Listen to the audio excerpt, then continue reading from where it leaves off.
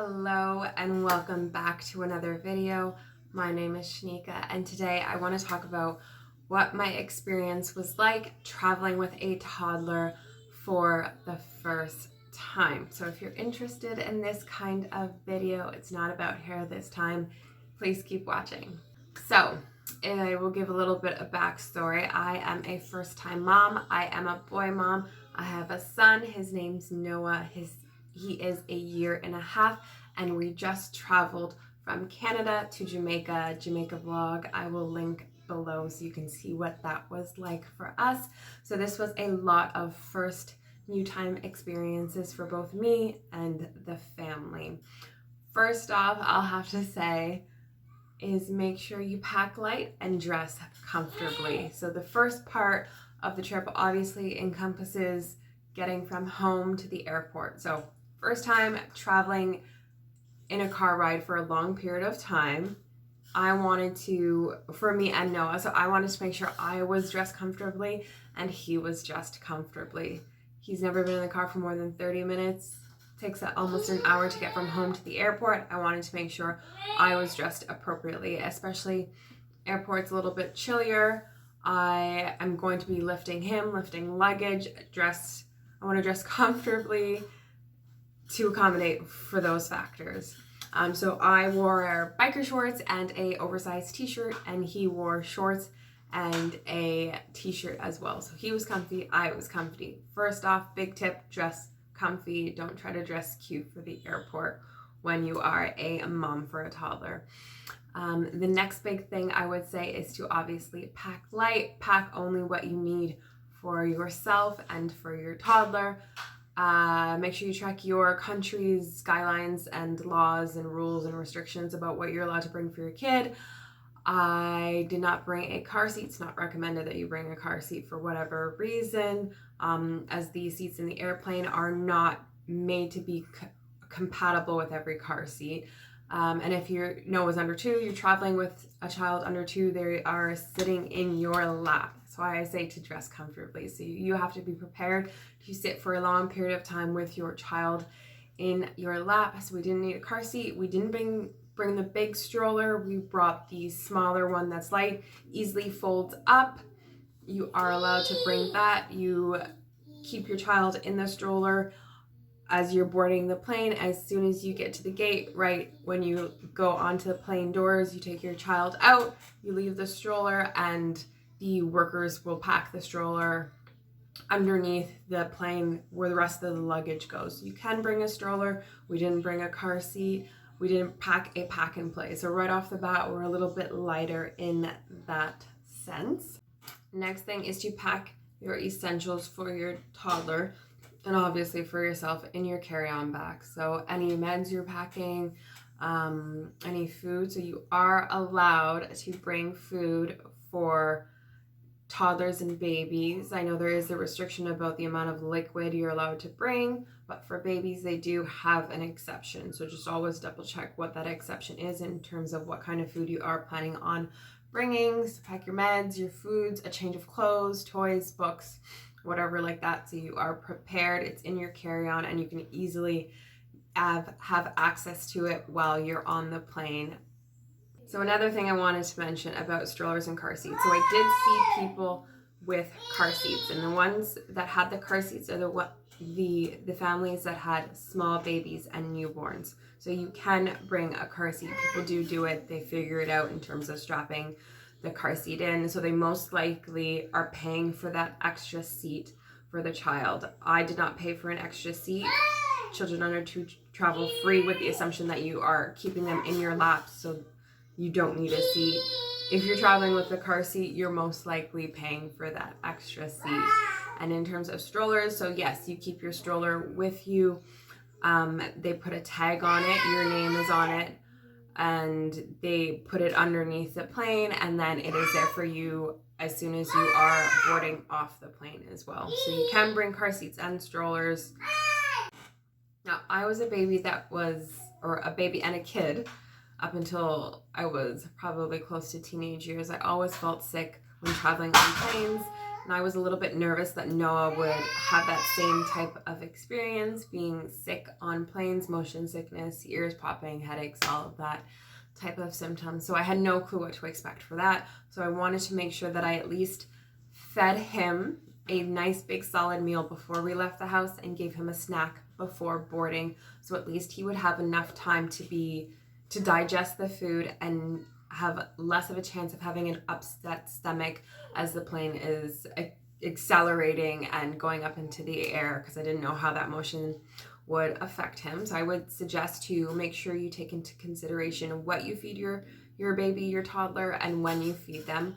I also wanted to make sure I did not have to change any diapers on the plane. Planes are already tight and cramped as is. And I don't know if there's a changing table inside of the washroom on the plane. There probably is, but getting that down is probably going to be a hassle and a half. And then lifting your toddler or baby up onto it, it's just a nightmare. There's just not enough space. So fresh diaper before you leave the house. And then obviously change your child, whether they are just even a little bit damp, no matter what, change them right before you board again. And lots of prayers that that diaper lasts the entire flight, which for us it did. Thankfully, I was so happy I did not have to change him on the plane. I didn't change him until we got to the resort, so he was able to last from the time we boarded to the time we made it to the resort, which was hours later, which was such a blessing. Next thing is that my son is a toddler. He's a busybody. He's very restless, does not like to sit still. So next big tip I would have, if possible, do this with a grain of salt, always be careful. Let your child, your toddler, have a little bit of space somewhere in the airport where it's safe, where at least they can walk around, stretch their legs. So while you're at the gate waiting, everybody's kind of seated and not moving around too much, consider letting your toddler come out of the stroller, walk around, play, burn off some of that energy, walk around the gate area, do laps with them, kind of tire them out as much as possible. I walked around and did laps over and over and over, and he thankfully fell asleep before we started boarding the plane. So he was asleep as we were boarding, still sleeping in the stroller right up till we got to the airplane doors. He was asleep when I picked him up, and he was asleep when I sat down in the seat, and he stayed asleep until halfway through the flight.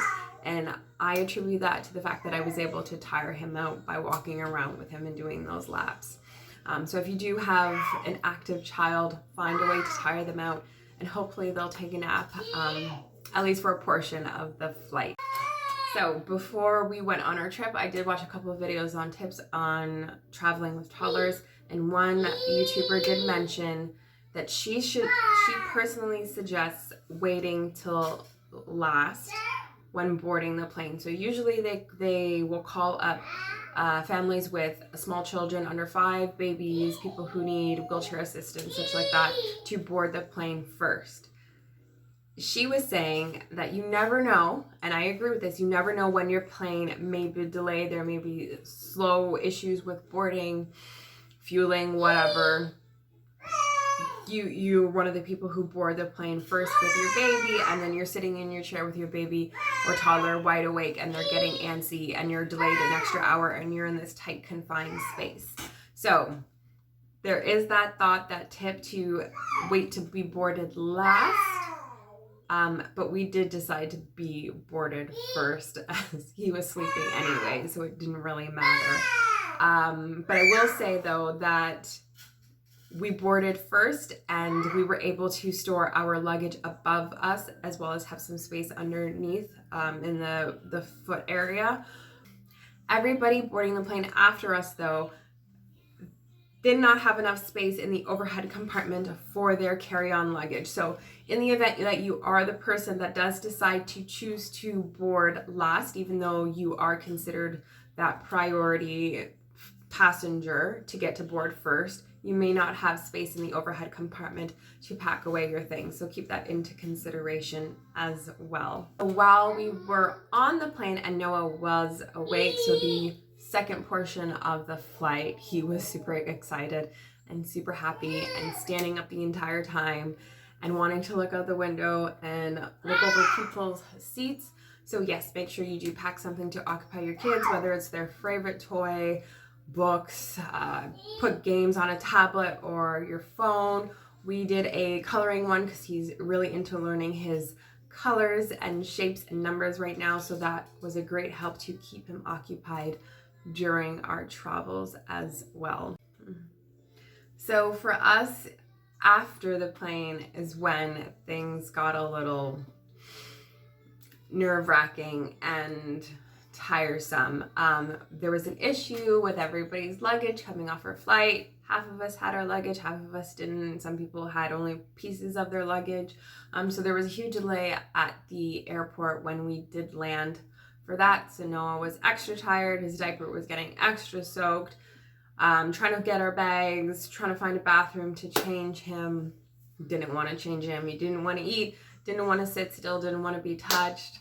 That was a stressful portion of the travel, but he calmed down when he saw the big bus that he would get to ride on. He's never been on a bus before, and if you don't know, when you do all-inclusive vacation trips, most often than not, it is a big tour bus that takes you from the airport to your hotel or resort, and he loved being on the bus. We sat right at the back. He could stand up and hold onto the seats and look out the window, and he loved all the bumps in the road, so that was fun for him. Checking into the hotel was a breeze. There's no lines at the front desk for checking in. It was just super easy.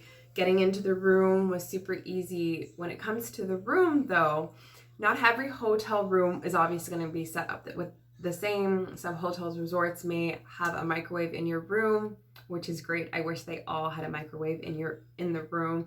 So that is excellent if you are traveling with babies and small kids and you want to be able to heat up food, or you have snacks that need to be microwaved, or you're preparing bottles or anything like that.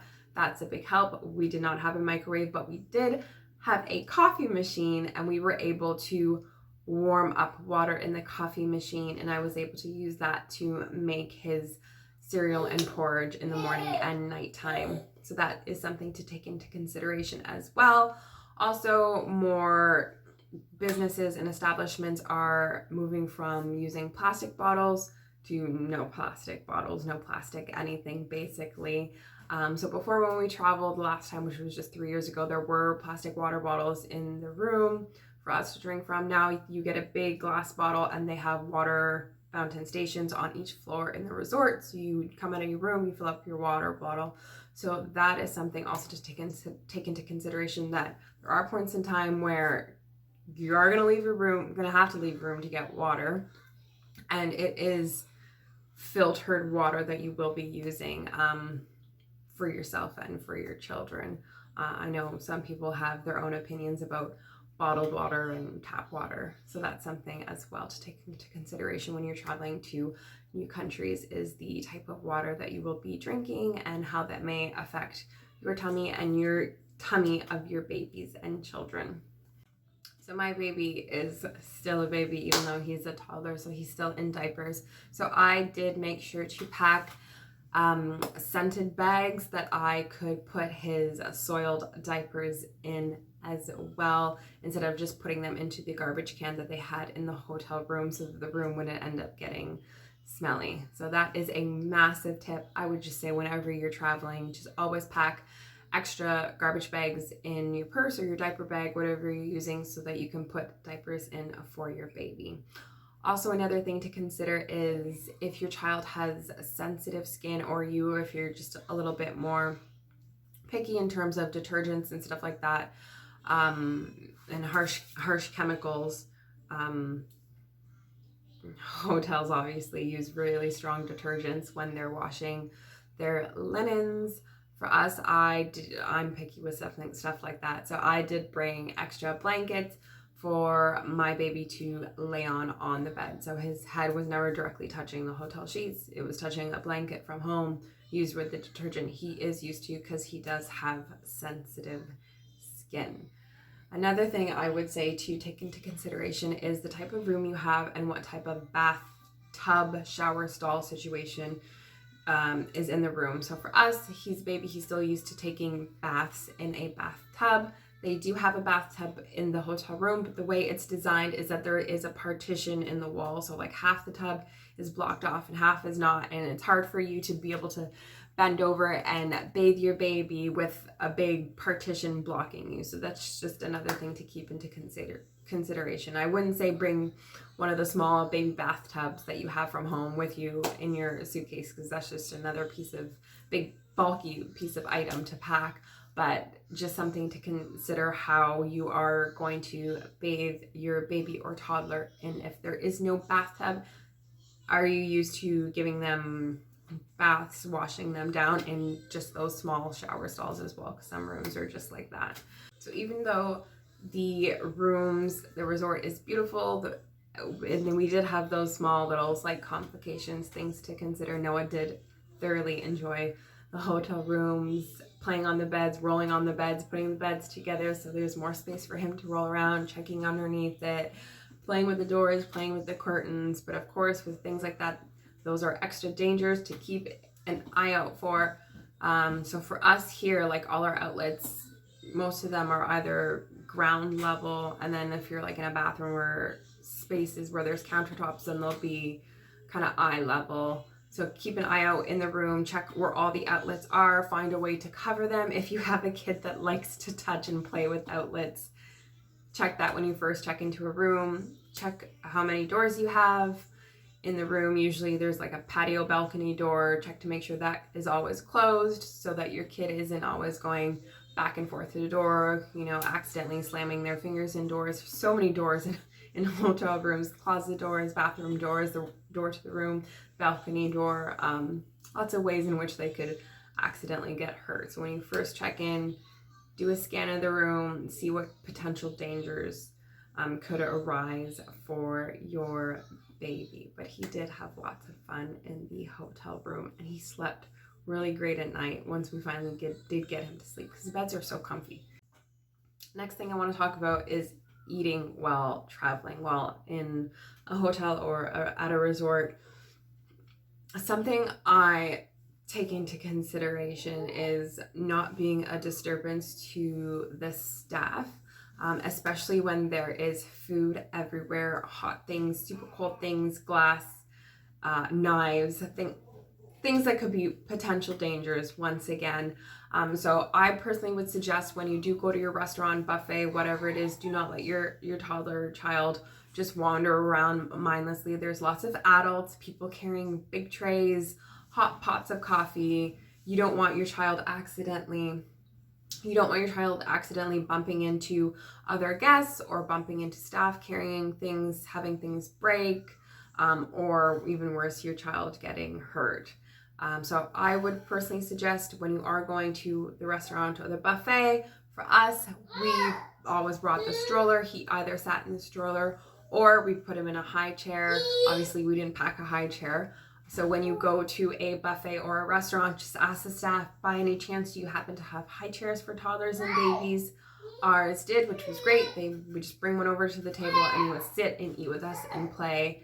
And then we would take him out and they would take the high chair back, and that would be great. If not, he sat in the stroller and would be content just sitting in the stroller for that. But I definitely would not suggest you let your toddler just wander around the restaurant. Also, if your child is a picky eater, pack snacks from home that they're used to and they're comfortable with, and bring those snacks with you when you do go out to your meal time, so that they have something to eat and they can still feel like they're part of the family while you're still enjoying whatever food the hotel or resort is providing. This is just a side tip. Always bring wipes with you as you're walking around and venturing around the property of the resort or hotel, or you're traveling. Always bring wipes. Keep your hands clean. Keep your baby's hands clean. This is a brand new environment. They're going to want to touch everything, most likely. You are going to touch a lot of things as well, and you want you and your baby to stay clean and minimize those germs. Also, for us traveling, we went to a resort that's on a beach. So this is Noah's first time getting to experience a pool and the ocean at the same time, which is great. He's never been in either of those before. He was very, very scared, very, very apprehensive of both. the first time. It screamed and cried bloody murder. It was an awful experience, but still fun because that's another milestone we get to check off the list. And eventually he did get used to the water. So we did make sure to pack a life vest and the little flotation things where they put their arms through. That's the one he used.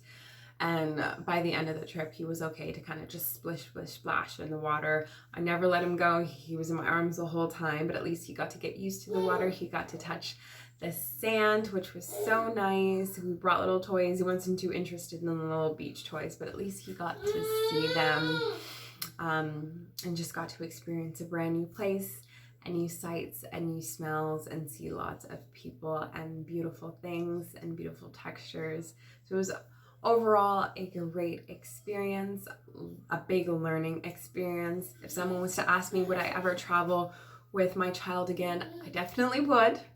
No time soon. Definitely no time soon. That it was a lot to handle, especially when it comes to the fact that you are in this new spot. You don't know what's around any corner. You're gonna want to stick by your baby, your toddler the entire time. And you may get to miss out on, say for instance, some of the games or nighttime activities or anything like that. So if possible, when you are traveling, if you are ever nervous or anything like that, bring maybe a cousin, a sibling, your mom, your dad, so grandparents, somebody who is able to assist you while you are traveling with your baby. For us, my mother was able to come with us, so that was a great help. So I was still able to experience some alone time at the beach, at the pool, see some games, enjoy some of the nighttime entertainment, and then still come snuggle back with my baby. So we had a good balance of both, which made the trip fun and enjoyable. So definitely, if you can, travel with help is the biggest tip. But yes, I would travel again. I'm looking forward to traveling again. It won't be anytime soon though. I hope you enjoyed this video. It was long, jam-packed full of information and details and tips. If you have any other questions, please leave them in below and I will answer them to my best ability. If you have any suggestions for traveling with babies and toddlers, let me know so I can be better prepared for my next trip with my son. Thank you for watching this video and I will see you in the next one. Peace out.